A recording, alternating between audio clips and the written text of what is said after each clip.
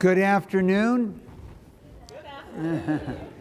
We've had a long day here in Los Angeles in November of 2017. And our focus on this concluding session today is investing in California's future. The panel descriptions of all our panelists are on the web. You can get a chance to look at them. You'll get a chance to meet each of them here over the next hour. So Melanie, let's start with you. Let's start with a topic that everyone cares about, and only 40 million citizens of California know the right answers to, and probably everyone around the world in their own parts of the world know the answer. When I moved my team from New York to California, and eventually 1,200 people over time, this was the key question: education. Mm-hmm. Where can my children go to school? What are the opportunities? And as we've worked at the Institute over the years to create economic development, try to bring jobs, not just to California, but to the city of Los Angeles or any particular area, this is a question that keeps coming up every time. Tell us a little bit about how you got interested in education and what you're doing in that area.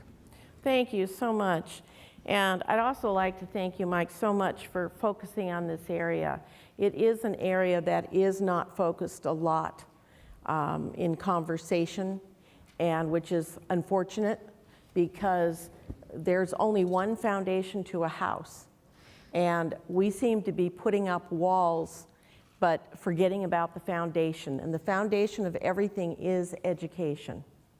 That is the common denominator to solving the economics, the poverty, careers, workforce. It's all about education.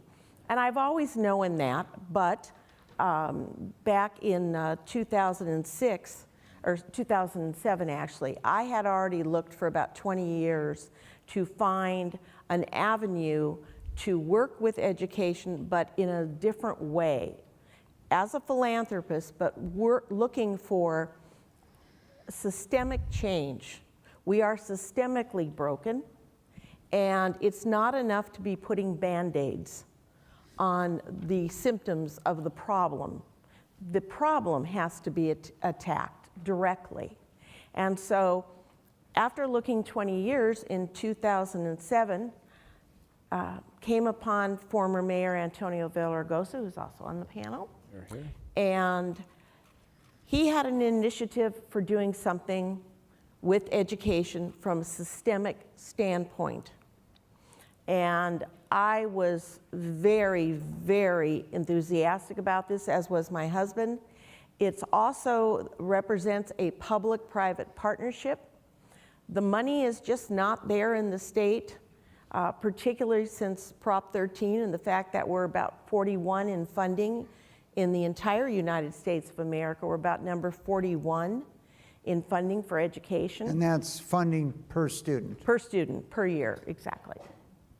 And so we decided to partner with the mayor, and I will say that people told Antonio that he was committing political suicide, and they told my husband, Richard, and myself that we were committing financial suicide.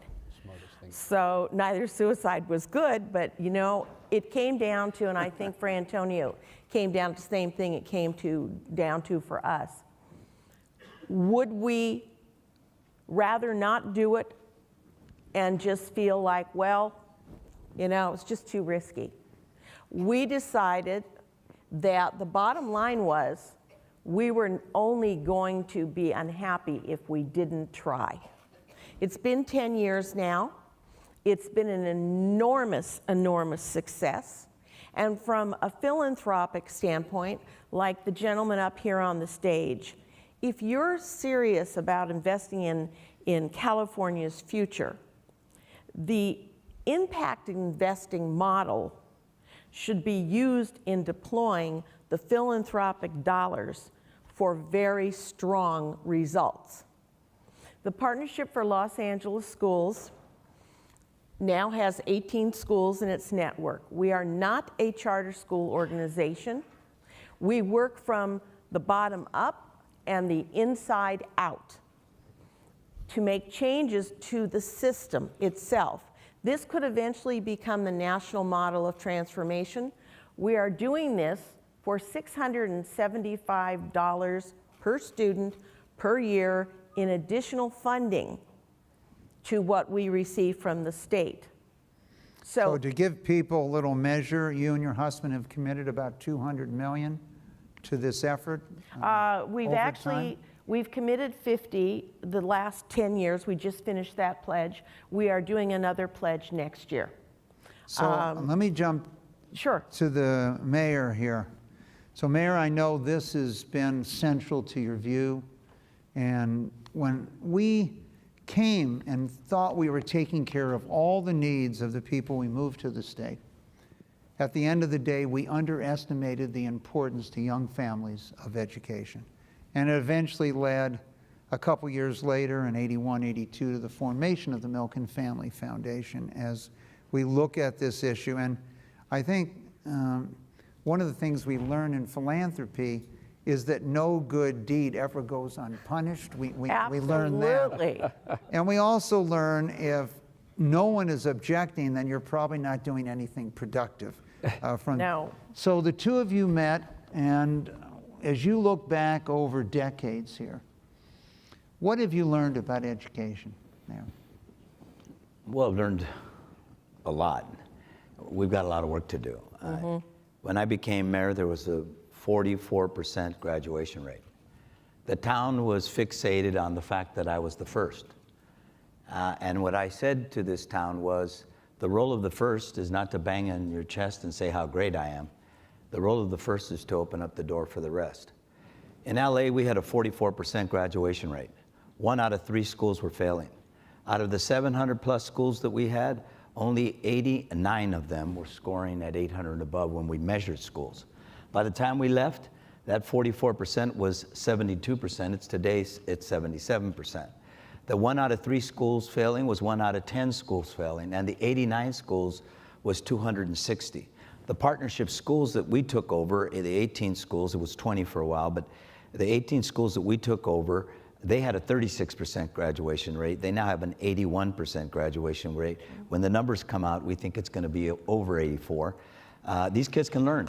And so what I've learned is we've got a lot of work to do, because at the state level, we have an 80% graduation rate. But for the 60% of the kids that are African American and Latino, they're graduating at 70%. And only 13% of them are going to a 4-year college, which is why by 2025, we'll be 1.5 million down in the number of college graduates we need, and 1 million down in the number of people with specialized skills. What I've learned is we've got to have a fierce urgency of now with respect to this issue. That means we've got to begin with early child education. I think you had a slide presented today that's the best bang for the buck.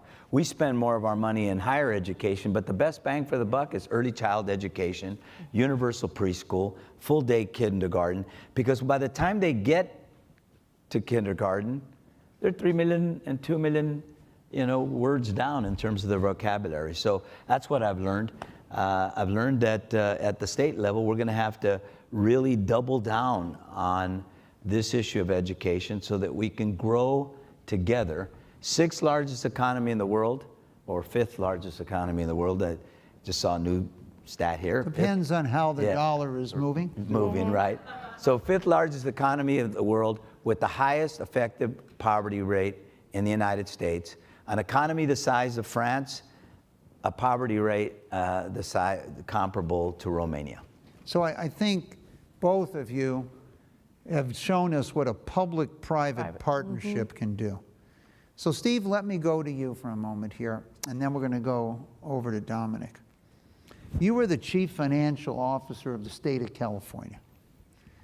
Before I put on your hat today running your group and investing in energy and technology and the future and how we're going to power, as the former Chief Financial Officer of the state, what do we need to do to invest in California's future?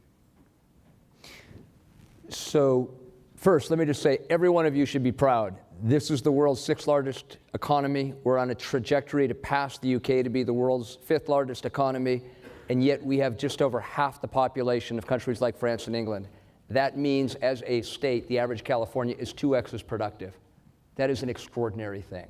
But to keep on that trajectory, we need to invest in 2 things. One, more in education, but there must be accountability, metrics, and that's true for teachers and schools. It's why I'm proud to be sitting next to Mayor Villaraigosa, because he and others here at Melanie have been leaders on this. Second, and I'm going to draw a very quick picture for you, this state needs to invest more in infrastructure. We saw the greatest growth in the state's history in the 60s because of a governor named Brown, not Jerry, Pat. The simple equation is this, remember it. This state spent roughly 25% on infrastructure, about 3 to 5% on social services. China, Korea, Japan followed it, and their economies went like that. Today we've inverted it. We spend well over 20% on social services, but about 4% on infrastructure. We need to get back to the game plan that made us successful, but that doesn't just mean investing in infrastructure of the past, which is roads, bridges, airports. It means thinking more broadly about what education for the future looks like. Think about autonomous vehicles. Think for darn sure about universal broadband to make sure every child in this state has access to the global economy. And third, start thinking about things like Hyperloop. We need to re-envision and redefine what infrastructure of the future means. That's where you see the biggest bang for our investment buck, in addition to education. So as you transition, Steve, from our Chief Financial Officer of the state to the Wesley Group, let's talk a little bit about what the Wesley Group is doing. First, it pays better than working in government. Yes, it does. We have built one of the larger sustainability, energy-focused venture firms in North America. And what I'd love to do is just show a quick slide or two, because the first thing is people say, my God, clean tech, hasn't that all gone away? The reverse is true. We are moving, and in fact have already moved to an economy driven by renewables. Can you pull that one slide up? Sure. It's slide number 1, I believe. Somewhere there's a slide. Here's the slide. Very good place to start. Take a snapshot on this. On the top, make no mistake, regardless of what Mr. Trump might tell you. Here's what you need to know. The top line is solar. It is going down dramatically. It is today. This chart ends in 2015 today. Solar is cheaper than virtually every carbon fuel in the country. The world is moving that direction already. And everybody on the planet knows it, except for one small block on Pennsylvania Avenue. Keep in mind, for the last decade, we have closed down a coal plant in this country every 11 days. Can we go back just briefly? But the thing you need to know that's more important, and then I'll stop and turn it back to you, Mike, the missing part of this whole move towards a renaissance in renewable technology is storage has not been available. Because solar sun doesn't shine every hour of the day, wind doesn't blow. You needed low-cost power storage. Here are the numbers you need to remember. For most of our lives, power storage is about $2,000 a kilowatt. It didn't make sense. By 2010, it had dropped to about $1,000 a kilowatt. This is about the time I was serving on the board at Tesla. That means you could make extraordinary electric vehicles for wealthy people. But today it's dropped from $1,000 a kilowatt down to $200. And if you see where we are today, we're getting close to about $170. What that means is that internal combustion vehicles can no longer compete. We are moving toward a world of all electric vehicles. If you'd asked Detroit, the heads of General Motors or Ford, when will we see electrics? 3 years ago, they would have said, we might do some hybrids. 2 weeks ago, the head of General Motors said, we're moving all electric. This is stunning. Understand that part. California is leading the way through our companies and our government. That is part of the promise of how California is reshaping the global economy. I think, Steve, you've pointed out something that I think is really important. And one of the cores at the Milken Institute is we're interested in data and we're interested in facts. And as we focused on this year, the issue is that economically, as Steve has pointed out, solar, wind If we would have told you 10, 15 years ago the state with the most wind energy in the United States would be Texas, you would say impossible. Low-cost natural gas, largest reserves, but economically, this is what's occurring. And when you think about sequencing the human genome, it cost $3.8 billion.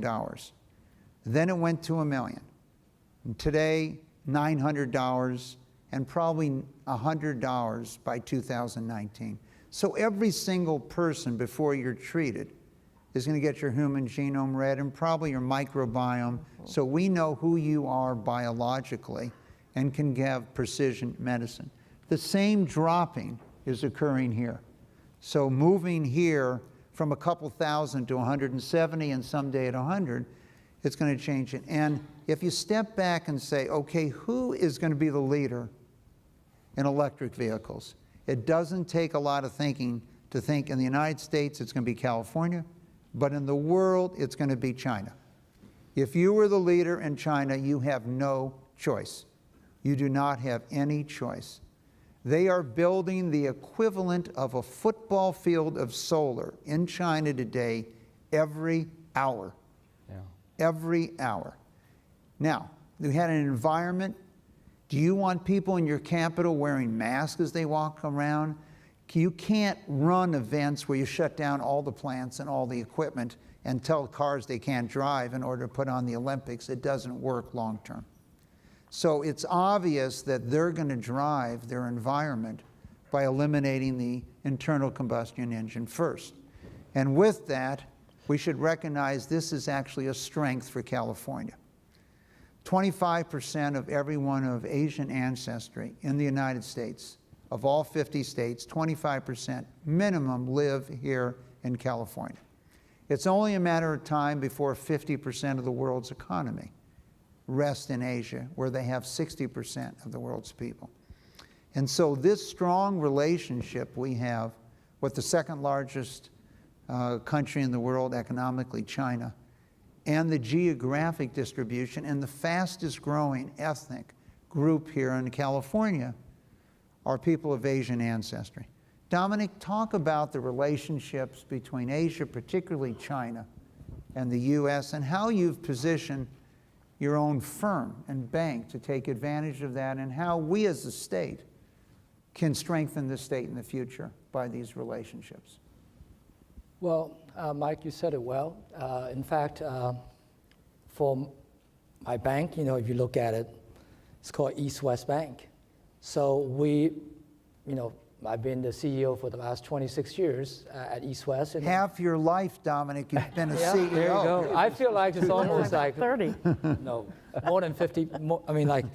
Anyway, let's go back to East West. We pride ourselves as the bridge between the East and the West. It's connecting U.S. with the Greater China and Asia region, and apparently the formula is working really well. We went from a small little financial institution in LA and 20 some odd years ago, and then today we are the largest bank headquartered in Southern California. So thank you. Well, a lot has to do with a lot of banks went away because they got acquired. Well, you had both things going for you, yeah, right? but still, I think that it has a lot to do with, I think that it's not just sunshine and great weather of California that attract, the Asian investors coming to California. I think the social infrastructure, because having such a huge Chinese American population already living in California, and it obviously, with their social connection, it attract many of them to come here. I mean, a good example is that Antonio's one of the key player to attract BYD, the electric battery company that make electric vehicles and so forth, to actually set up their headquarters in LA. I remember when I talked to their president, Stella Lee, several years ago, when she was trying to make a decision. She said PwC and Jones Lang LaSalle told her and her company that whether states like Tennessee or maybe Alabama, South Carolina, these are much more, like labor friendly or employers friendly, and they've cost of living is substantially lower, and there are less bureaucracy and regulations. She ought to really seriously looking in those places. In fact, most of these other companies in China, when they set up factory, they're all going out to the southeast region. She looked at me, she said, "What do you think, Dominic?" Trust what you tell me. I said, "Look, do you really want to live in Mobile, Alabama?" And I think this is Southern California. The social infrastructure is in place, Chinese supermarket, financial institution. You want to watch, all the Chinese television show, just subscribe to the cable television. You see them all, Chinese newspaper. All of that, all the infrastructure in place. I said, if you don't need to hire anybody, if you don't need to transfer anybody from China, I think you absolutely should go to Tennessee. But if you need to send your engineers here, because quite frankly, like BYD have the incredible innovation on, develop the technology in batteries and so forth, and it is actually far in advance than the United States.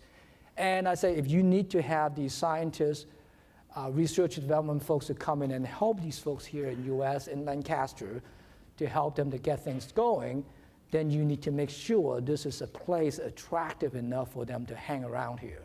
And oftentimes they all pick California.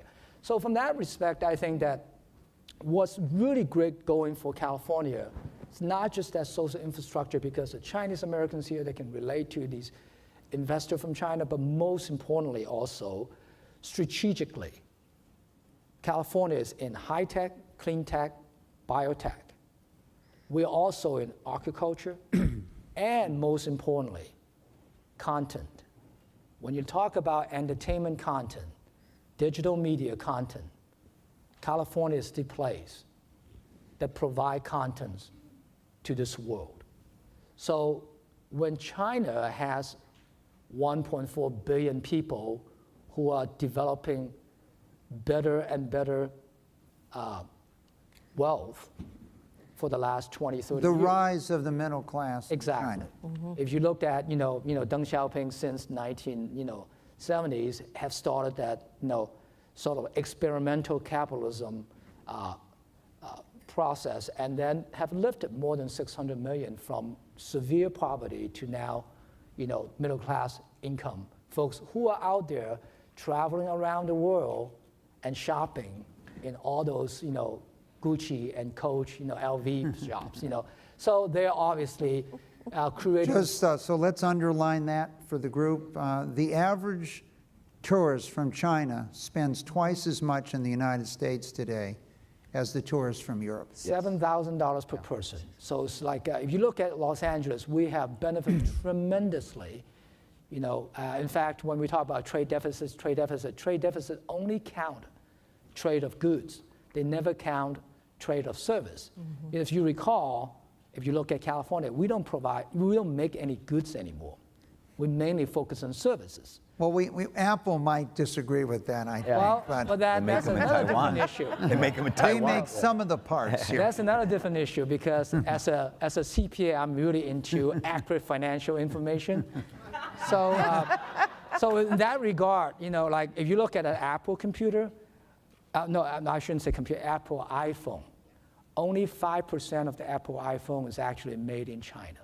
The rest of them came from Japan, Korea, Taiwan, Germany, of course, the United States.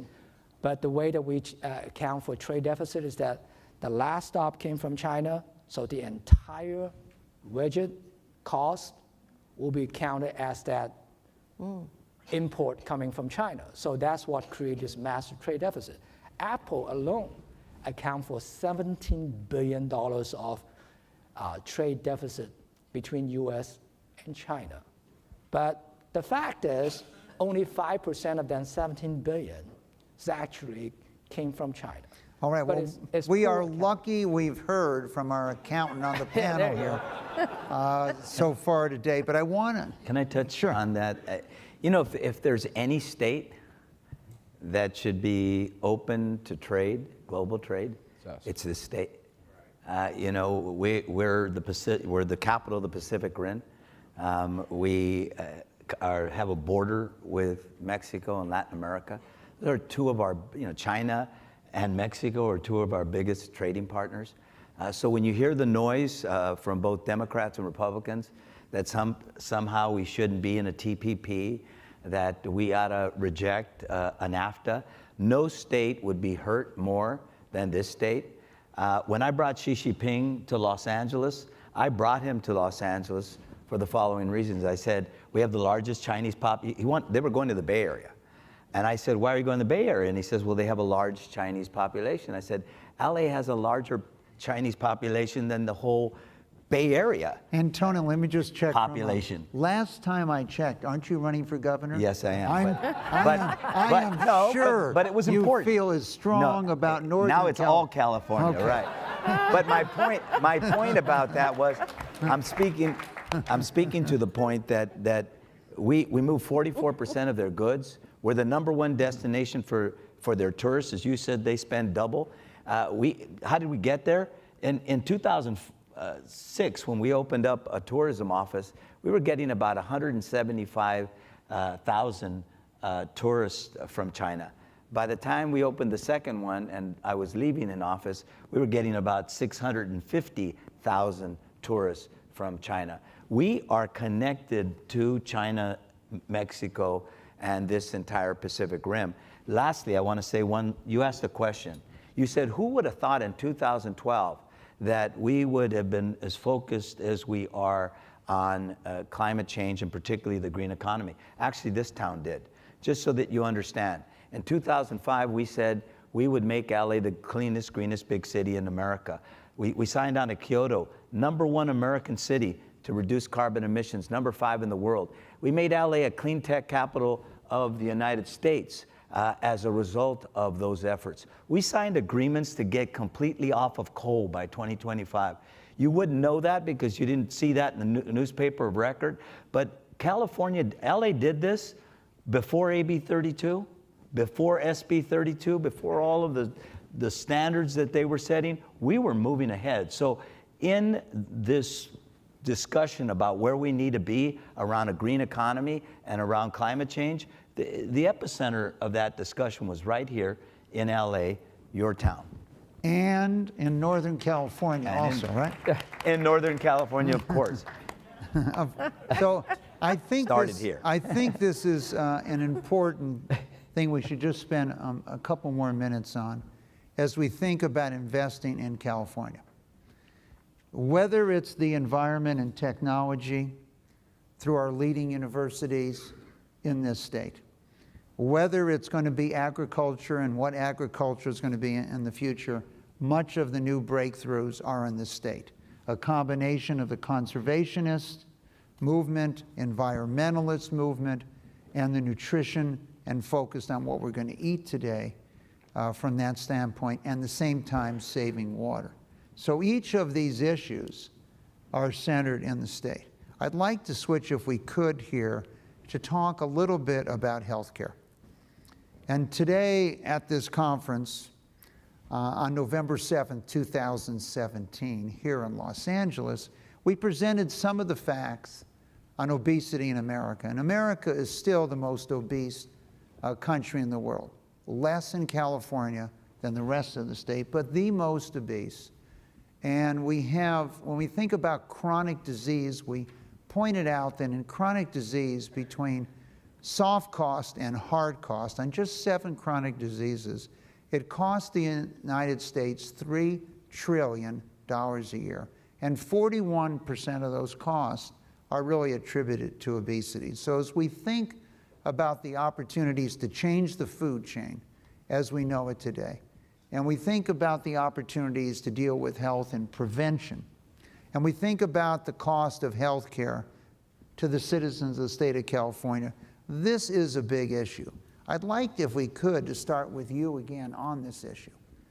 As you focused on the kids and the education of the kids, how much has come into nutrition? Obviously, if I don't have enough food to eat, it's going to reduce the detrimentally my performance in school. How have you looked at the health care of the children in the schools?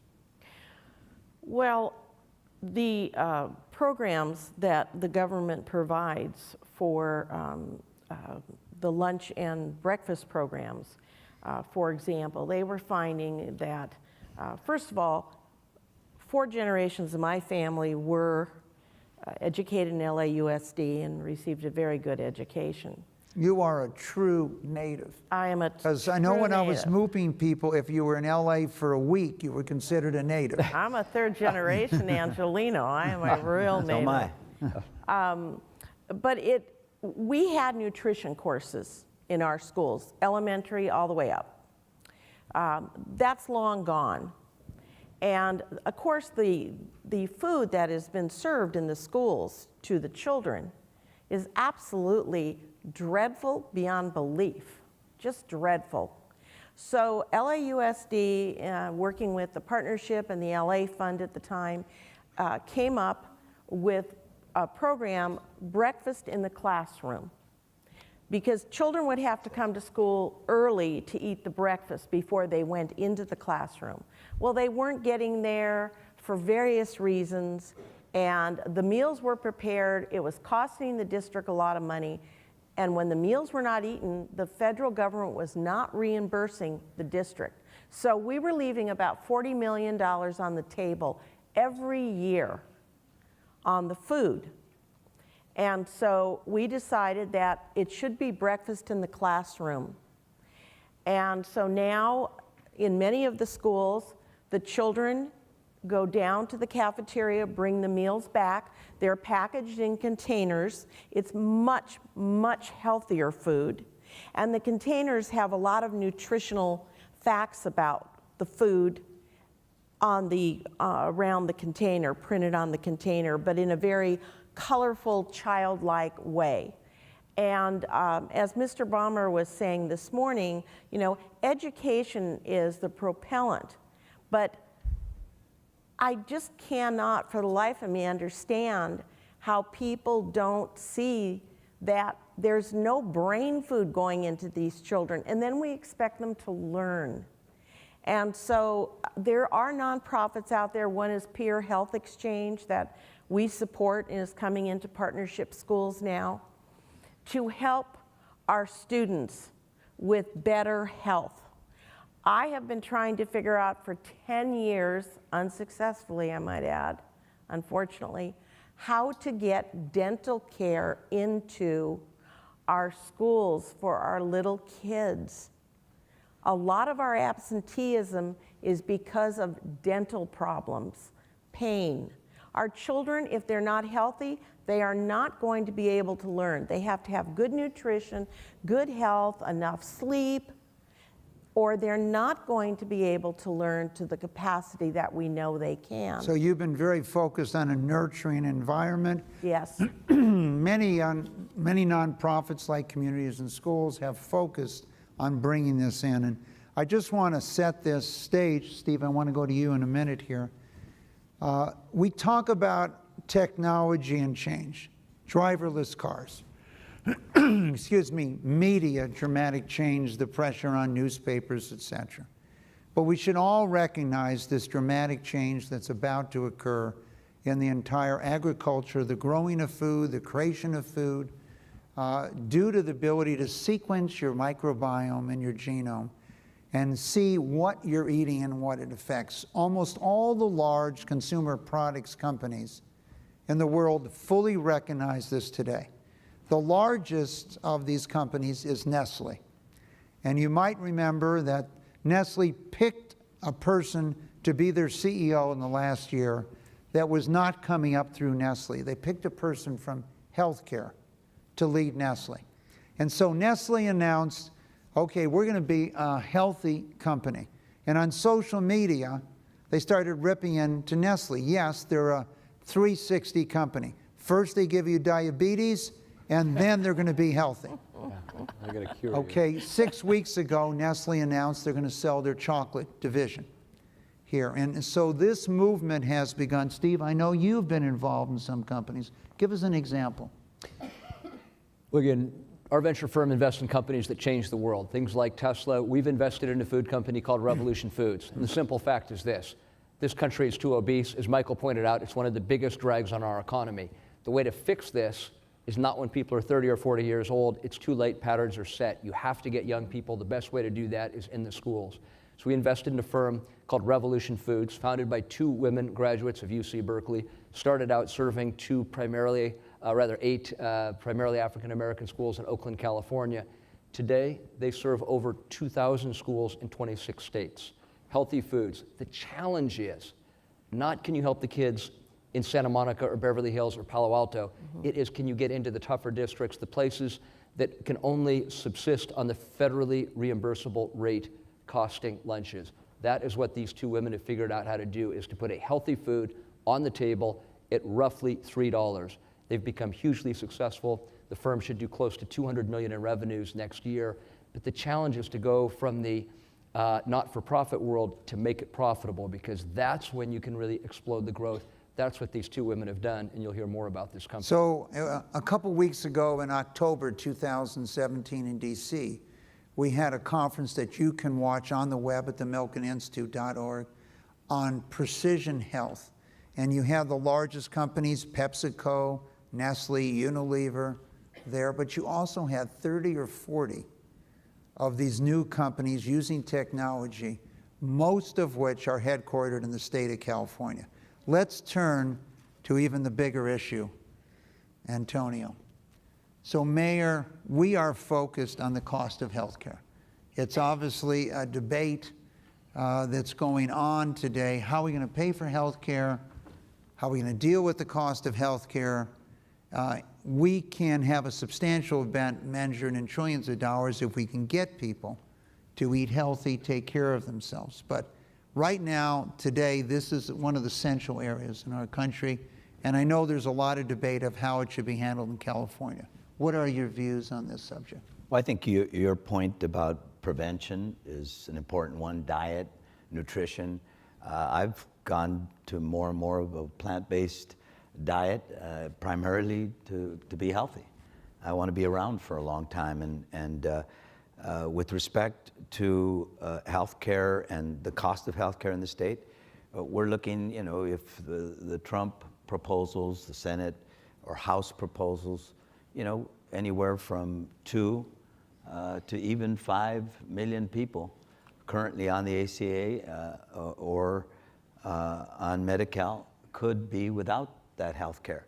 I think job number 1 is to make sure that we're protecting those people who are currently on health care. I believe that health care is a right, not a privilege, and and universal health care ought to be the goal. But with respect to protecting those people in a smaller universe, I think we're going to have to look at cost containment to a much greater degree, a public option, by being able to buy into Medi-Cal. I've taken on the notion of single payer, not because I don't think that government paid for health care may be the future. Certainly it's the present in many places around the world. There's a $400 billion price tag. Yeah. We have a $183 billion budget. The notion that we're going to get there, that everybody's going to be off of Medicare, veterans care, that your employer-based health care plan or Kaiser are just going to be gone overnight is a snake oil. And as I said in a debate, it's pie in the sky, and that's not going to put food on our table. So looking at cost containment, drug costs, I think, is something we're going to have to address. But you hit it on the head. Prevention, nutrition, these are key things that we should be looking at and using to drive down the cost of these chronic diseases that you had on one of these Well, I know slides. You've kept yourself personally in good shape. Steve's been active. You've been active. How about yourself? Not as Not as much as you want. much as I Okay, want. next year we'll see our progress for you and me. But I think this is a key area that we want to focus on. And one of the interesting things when we talk about this, if you ever want to go to the Toronto airport, they have universal health care, and see all the people that are flying to India or other places in the world for health care. Yes, I can get my hip replacement free in Canada if I wait 2 years. So this issue is a complicated issue. Yes, it is. And it's been somewhat masked by the fact that these incremental costs that have occurred to us with this dramatic change of weight in America in just 25 years. And there's a lot of promise in front of us. You know, I'm not making any suggestions, but if you do visit California, you can go to Fat Burger today. There's 5 of them here that are serving impossible foods. Impossible foods. Plant-based. And in our taste tests, people could not tell the difference between an Impossible Foods burger and In-N-Out Burger, the cult here in Southern California. So we have a lot to do here, and we have a lot of opportunity, and I want to switch a little bit to higher ed, if I could, just for a moment. In 1993, there were more professors and teaching assistants in the United States than college students in China. Today, there's multiple more college students in China than in the US. And we have been blessed in the state of California by having many of the greatest universities in the world here. If you look at the leading bioscience universities in the United States, half of them are in the state of California. If you look at the top 20 in the world, 6 of them are here in California. And if we think bioscience is going to drive this century and start thinking about what's going on at Stanford or Berkeley or UCSF or Caltech or UCLA or UC San Diego or USC, etc. How do you feel about higher ed? What are the challenges in front of us? Steve, you want to start us off there? Well, first, if you're looking at what is going to continue to make this state great, it is our higher education system in concert with the influx of immigrants to our state. We are an immigrant state. That is what makes us the finest economy on the planet. I was lucky enough to serve on the faculty at Stanford's Graduate School of Business for 5 years. Now I run a venture firm. You would be fascinated to know that of all of the companies that go public in any given year, think eBay, think Google, I could go on and on, 1/2 of the companies that go public on NASDAQ today are taken public by immigrants. I don't want to be over political, but this is the secret sauce for us. And when you have a president of the United States saying we want to restrict the immigrant flow from countries with many of the best and brightest people, that would be a huge error. We need to get smart about how to bring more of the best and brightest people to UCLA, Caltech, USC, Stanford, and Berkeley. That is how we outpace the rest of the world. Steve, I just want to reinforce your point here. In a recent survey in China, 41% of all the leading entrepreneurs and everyone worth more than 1.5 million US, if they could, would like to live in the United States. Yeah. And I know in one of our early child care centers at Cisco, just to give you an example, in Northern California, we had 400 children. More than 50% of those children had at least one parent that was born in India. Yeah. And so it has made a huge difference to our state. Let's talk, if you're talking about demographics, and Tony, I'd like to start with you. If we look at this state, we were the very first state where more than 50% of the children, the year 2000, were born of individuals of Latin American ancestry. If you're here in LA Unified in your schools, more than 70% of the kids in our public school system are of Latin American ancestry.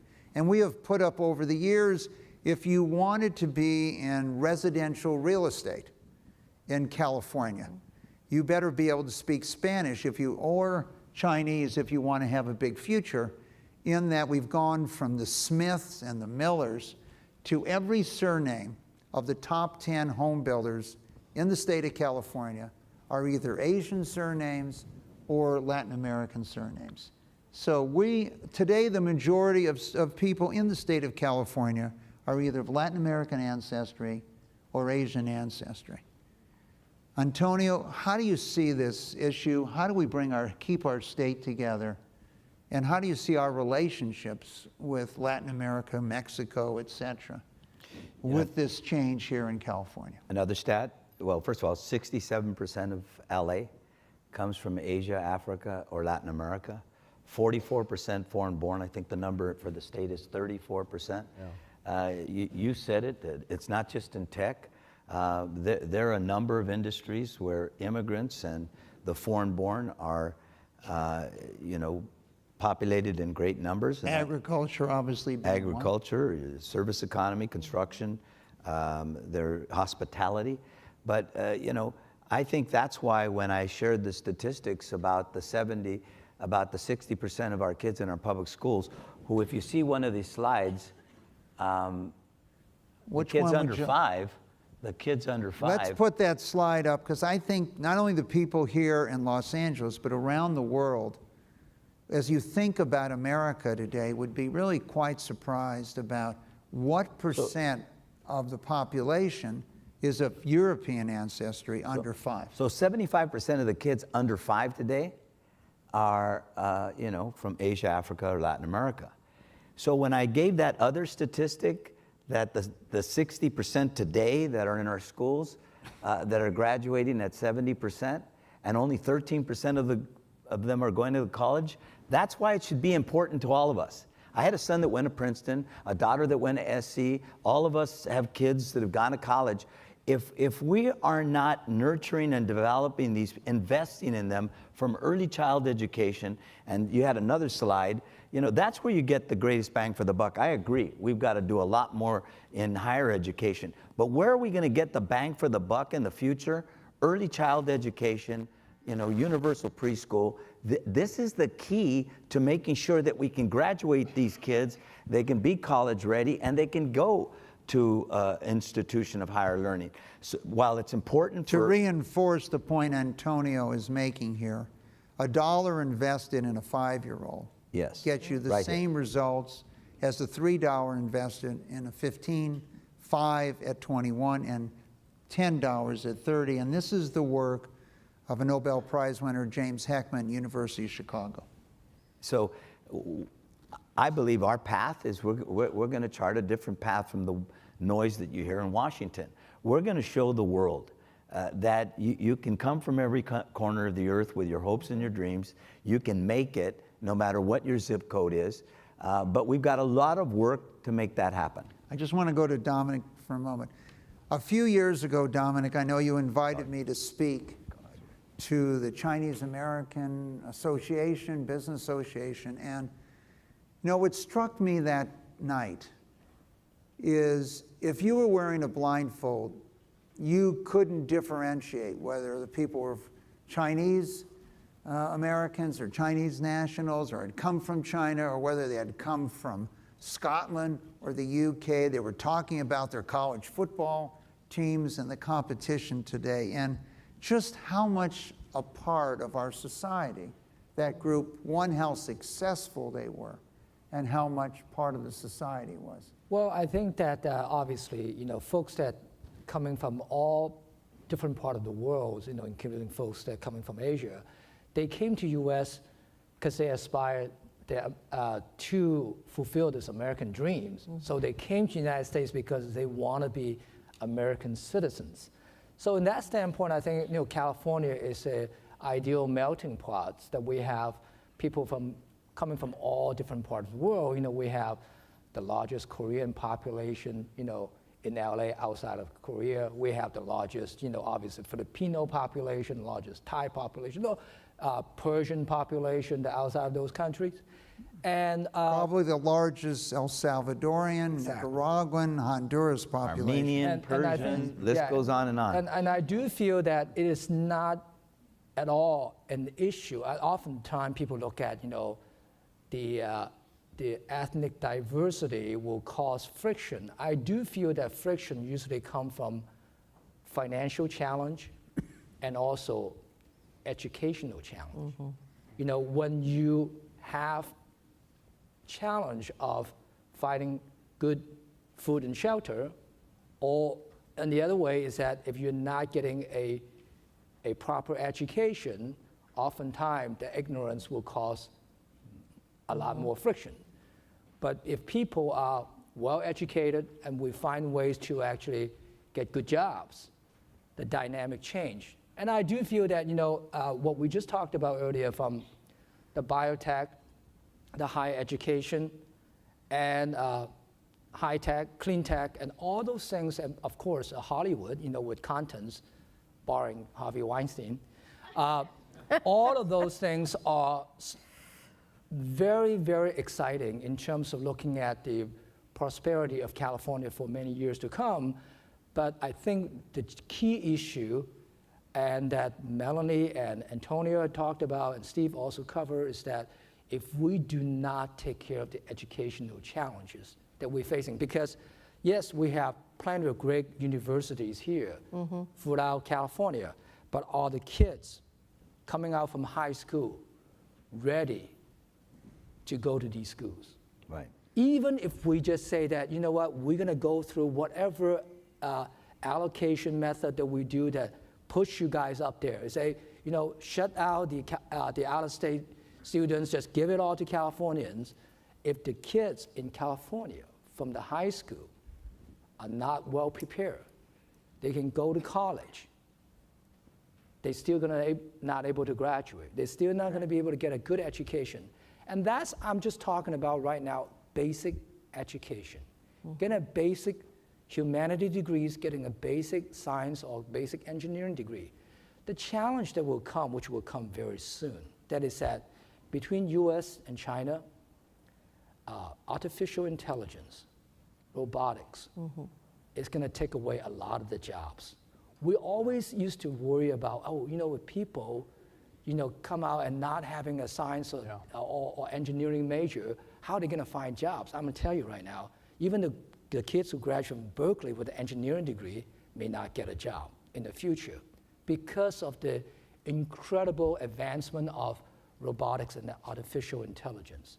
So we're going to need to start looking at how the world's going to be like because of all the advancement of science, and then look at education. Are we properly educating our kids in the right way so that when they graduate from college, they actually can get a meaningful job and be sustainable as a professional? I think, Dominic, that obviously leads into the entire theme this year for the global conference here in Los Angeles, but for the Milken Institute around the world, and that is building meaningful jobs.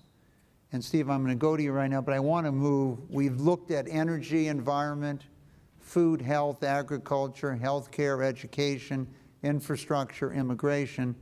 I want to go to housing, and after you finish your point here. And so if you look at that Maslow's hierarchy of needs that we focus on how people feel they're going to have a meaningful life, and you start at the bottom of that pyramid, you see that bottom of the pyramid, one of the elements that makes that is, can you feed your family? Can you sustain your family? Can you provide basic necessities? And one of them is shelter. Okay, can we provide low-cost housing to such a large population in need of it where we have such high prices for housing? But Steve, I know you wanted to touch base.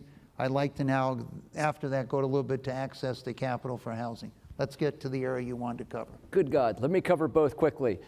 First, I was born in Arcadia, and I want full credit for being an Angelino, but I flew in from Silicon Valley, where I live today, and I will just tell you, Dominic's absolutely right. There are going to be more jobs disintermediated in the next generation than you ever dreamed. The biggest, #1 occupation in the country today is driver. It spans everything from cab drivers to truck drivers, to 3.7 million people.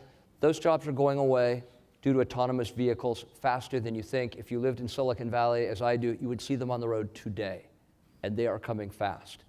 It is incumbent on government, if we want to keep California at the forefront, to be training our young people to be job ready in the future. 50 years ago, we did a pretty good job of teaching people Algebra 1, geometry, Algebra 2, trig, calculus. That probably sounds familiar. Biology, chemistry, physics. It's all great for the last century.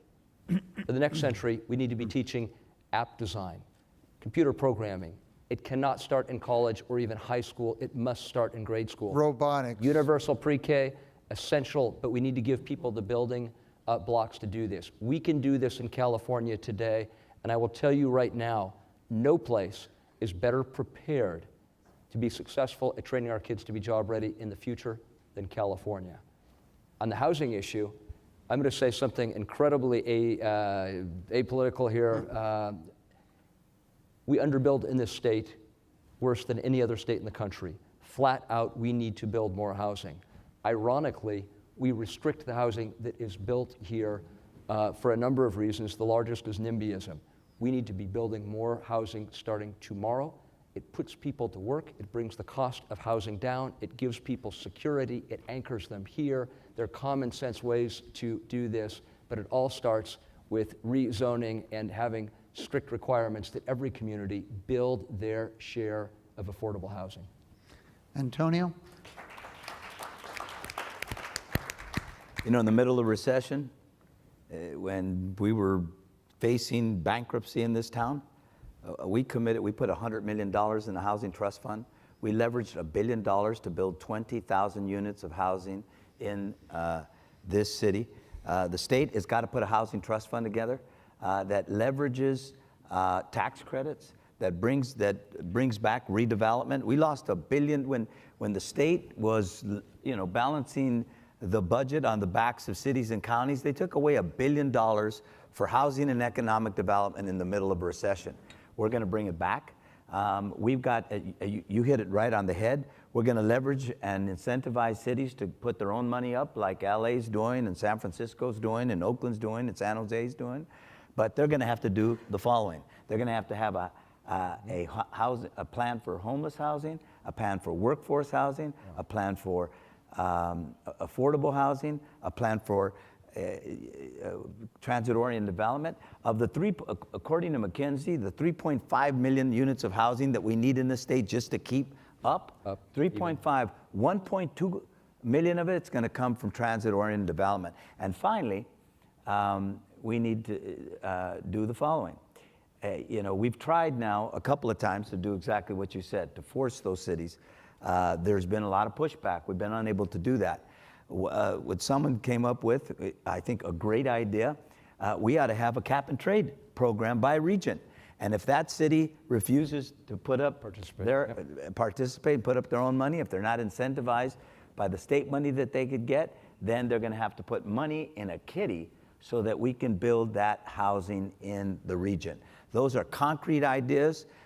Some of them started here, but have come from other parts of the state as well. And I agree with you 100% that it's not just a crisis, it's a disaster, because the reason why we have the highest effective poverty rate in the United States, effective poverty rate, is because the cost of housing has put everybody in the poorhouse.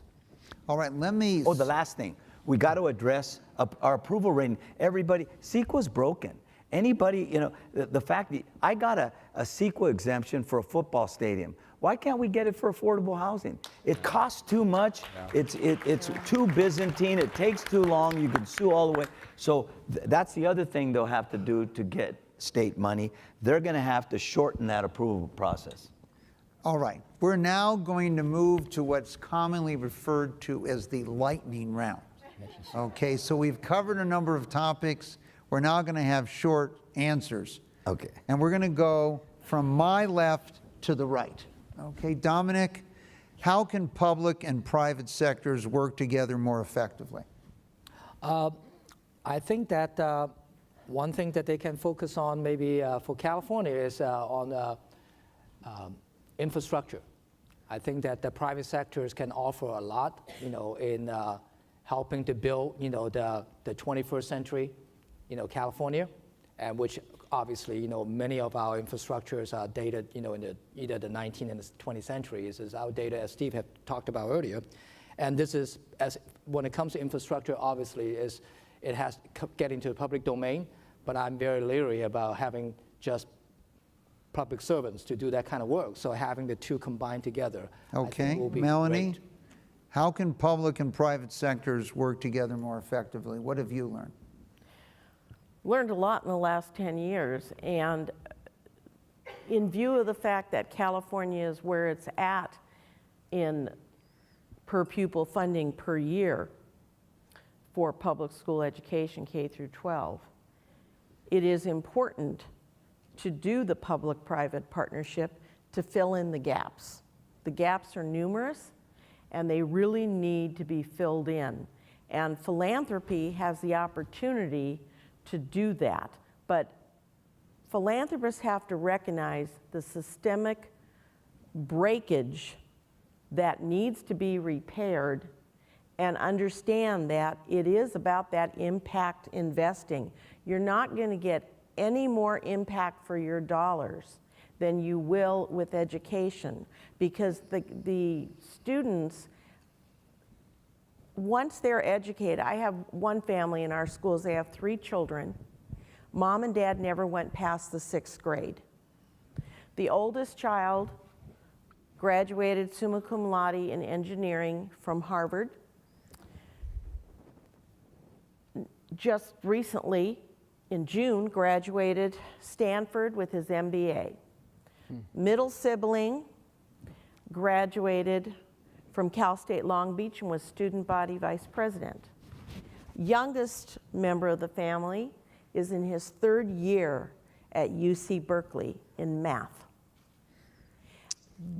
We want everyone to have that opportunity. That is the impact investing, and these kids were in our partnership schools as well. And we involve the parents very much. You have to involve the community, and more people have to have a dialogue and a discussion and stop forgetting about K through 12 public school education. Okay, let's move. Steve? I've got some Public-private partnerships. I've got some good news here. We're moving toward an era of big data. And what this means is we now have metrics for every provision of government services. Think about this. The reason we're moving toward autonomous vehicles is it essentially drops the cost by 50% of transporting goods or people. That makes our economy more effective. That's why we're moving that direction. Government will be under increasing pressure to be able to articulate to the public, here are the outputs we're getting in public education, here are the outputs we're getting for the roads we're building, the health services we provide. What government needs to do is pull people from the private sector in to help provide goods and services more cost effectively. With big data, for the first time, we can measure how we're doing. Now we just need to do it. Antonio? I think the area of infrastructure is, when I left the mayor's office, I went to the University of Virginia with Ray LaHood, and we looked at the issue of infrastructure and middle-class jobs. And a key area for us to really expand exponentially the investments that we need is public-private partnerships in infrastructure. So I agree with my friend Dominic over there. All right, we're going to take our last question, kind of wrapping it up here. Dominic, we're going to start with you. If you had the ability to enact one major policy change, a new law or regulation, or stopping an existing one, what would you choose? I like to have democracy to take a rest for 4 years, so that, and I will volunteer to be the CEO to run California at $1 a year. Now, I would only do that after Antonio complete his 2 terms. I love him. I love him. Okay. Melanie? I would probably want to see something enacted that would show value for our teachers. We've talked about the high cost of homes, and our teacher salaries are dismal at best. And how can they come to California if they cannot afford to live here? And so I would like to see something enacted that would involve either free college if you're going to be a teacher, and then you must teach for 5 years, or something to do with housing. Because on top of the fact that they're coming out with into a profession that has very low salary, frequently they're coming out with student loans too. And they can't pay off the student loans and also afford a place to live. And so if we really want to get education where it needs to be, we have a real shortage of teachers in this country, and particularly in California, and it's getting worse. So if we would address the inequality, it would be very helpful to our system of education. So Melanie, I don't know if you know, but many years ago, more than 30, we started this National Educator Award to honor the teachers, to stress the importance in their community. We now have 2,800, but one of the very first ones picked in the entire United States was an immigrant from Taiwan and China that changed the world for all of us, and I notice she's in the audience. Yvonne Chang, can you stand up?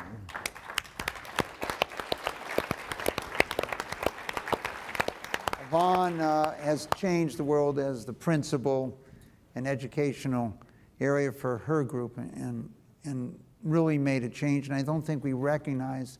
I know at the Milken Family Foundation over the last 35 years, the #1 factor after the parents of a child's success was the teacher in the classroom. So we thank you for that. Okay, Mayor, we're giving you a good opportunity here. You now have the ability for one major policy change. I know you want to make many. A new law or regulation or stopping an existing one. Which one would it be?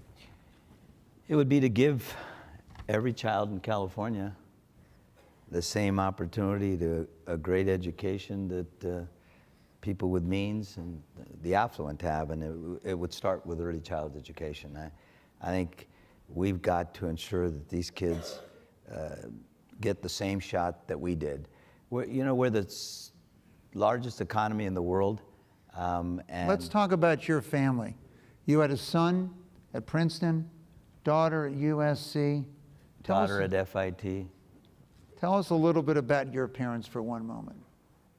My father came from Mexico with a second grade education, left when we were 5. My mom had a high school education, Catholic school education, but 1940s, father was older, Mexican American, all you can do is get a job as a secretary, and she was a very talented lady. So we were lucky, but I was about to say, I just wanted to give them a feeling that you are an example of the American dream. Very much a father with a second grade education and a grandson that graduated from Princeton. And we're 16th, according to the OECD, in where you start and where you end up. Mother Liberty, we've always thought of ourselves as #1. We're 16th today and going in the wrong direction. It has everything to do that we're not making the investments in these communities that have been left behind. So if I had a magic wand, every one of those kids would have the same shot at the dream that God gave me. Steve? 2 things super quick. I want to see California be a global leader in developing a curriculum to the future to make sure our kids are job ready. We also have to provide the model for late in career training, because in the future you will not go to school once. You will need to be coming back every 5 or 10 years. We need to be providing micro degrees so we keep our people job ready for the future. No one is better prepared than we are.